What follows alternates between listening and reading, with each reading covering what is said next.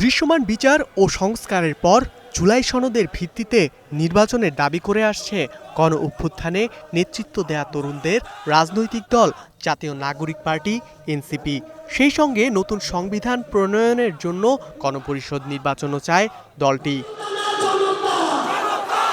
তবে গেল বৃহস্পতিবার নির্বাচন কমিশন জানিয়েছে আগামী সপ্তাহে ঘোষণা হতে পারে ত্রয়োদশ জাতীয় সংসদ নির্বাচনের রোডম্যাপ।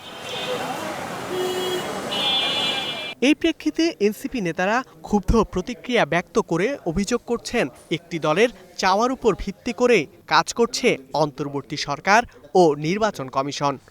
লন্ডনে জনাব তারেক রহমানের সাথে বৈঠকের পর থেকে ডক্টর ইউনূসের যে যৌথ বিবৃতি এর মধ্য দিয়ে বাংলাদেশে একটি 1-11 ঘটে গেছে। এখন যে সময়টা চলতেছে এটা দ্বিতীয় 1-11। তারা চাচ্ছে 2008 সালের মতো জেনাতনে একটি ইলেকশন করে শুধু ক্ষমতা হস্তান্তর করতে চাচ্ছে। আমরা এর তীব্র নিন্দা এবং প্রতিবাদ জানাই। জুলাই ঘোষণাপত্রের কিছু দিক নিয়ে এনসিপির আপত্তির কথা তুলে ধরেন দলটির আরেক নেতা। অভিযোগ করেন জুলাই সনদ নিয়েও সরকারের আগ্রহে ঘাটতি দেখছেন তারা। ঐকমত্য কমিশনের বিভিন্ন সময় বক্তব্যে সেটি বোঝা যাচ্ছে যে তারা বিএনপির দেওয়া যে প্রস্তাব পরবর্তী সংসদের উপর নির্ভর করে সনদ দেওয়া, সেই জায়গা থেকে হচ্ছে অন্যান্য রাজনৈতিক দলগুলোর ভিতরে আমাদের সেক্ষেত্রে আপত্তি আছে। আমরা স্পষ্ট করে বলেছিলাম এখানে জুলাই সনদের একটা আইনি ভিত্তি করা, সেটা এলএফও হতে পারে, গণভোট হতে পারে এবং গণপরিষদ নির্বাচন। জুলাই সনদ ও নতুন সংবিধানের ভিত্তিতে আগামী ফেব্রুয়ারির আগেও যদি নির্বাচন হয় তাতে অংশ নিতে প্রস্তুত এনসিপি। অন্যথায় অংশগ্রহণ নিয়ে চিন্তাভাবনা করা হবে। একটি গণপরিষদ বা গণভোটের মধ্য দিয়ে নতুন সংবিধান হয়ে গেলে ফেব্রুয়ারিতে ইলেকশনে আমাদের কোনো বাধা নাই, বরং আমরা আর 2 মাস আগেও ইলেকশনে রাজি আছি।